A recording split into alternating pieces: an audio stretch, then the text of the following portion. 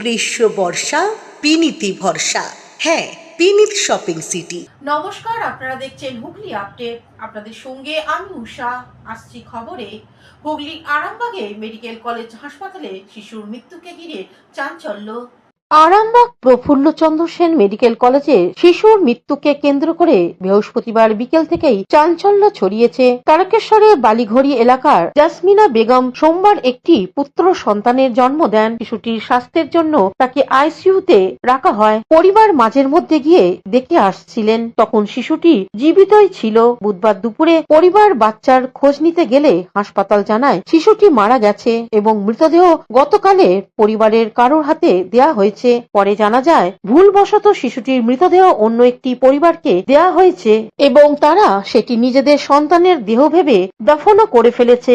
এই ঘটনার সামনে আসতেই হাসপাতালে গাফিলতি নিয়ে তীব্র ক্ষোভ দেখা দেয়। পরে কর্তৃপক্ষ ভুল স্বীকার করে। পরিস্থিতি দেখে আরামবাগ থানার আইসি রাকেশ সিং হাসপাতালে যান এবং পরে পরিবারকে থানায় নিয়ে গিয়ে কথা বলেন।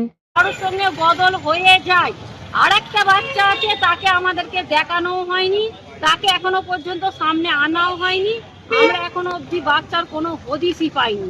শুনেছি নাকি আজ কালকে রাত্রিবেলায় আবার সেই বাচ্চাটাকে আবার তাদের হাতেই তুলে দিয়েছে।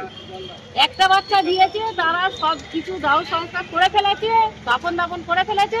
তারপরও টুকু দেখে এইখান থেকে সব ডাক্তার কর্মীরা থেকে তাদেরকে গোপনে দিয়ে ফাইট করে দিয়েছে। আপনাদের কি অভিযোগ? আমাদের অভিযোগ কি, আমাদের বাচ্চা যেখানে আমরা খবর পাইনি বাচ্চা বেঁচে আছে কি বাচ্চা মৃত, আমরা এখনো খানি জানতে পারিনি। আমরা চাই এইখানে আমাদের সামনে আমাদেরকে কৈফিয়ত দিক কি আমাদের বাচ্চা কোথায় গেল, কি করে অন্য কারোর হাতে যায়, আর অন্য কারোর হাতে যেখানে গেছে আর একটা বাচ্চা আমাদের সামনে আনা হোক। দুটো বাচ্চা কি একসাথে ছিল? বলতে পারছি না, আইসিইউ ছিল, আমাদেরকে আইসিইউ ঢুকতে দেওয়া হয়নি। এক জায়গায় ছিল কি দূরে ছিল আমরা জানি। এই বিষয়টা কিন্তু হাসপাতালের মানুষরা বা পুলিশরা ধামাচাপা দিতে চাইছে আমরা গরিব অসহায় বলে, আমাদের টাকার জন্যই বলে। কিন্তু এইটা বারবার এরকম ধারা, আজ আমাদের হয়েছে কাল অন্য কারোর হবে। আমরা চাই এই বিষয়টা সবাই সতর্ক হোক, সবাই জানুক এই বিষয় নিয়ে, আর এই ব্যাপারে না এরকম কিছু হয় হাসপাতালে কড়াকড়ি আইন হোক। আপনারা থানায় অভিযোগ করেছেন?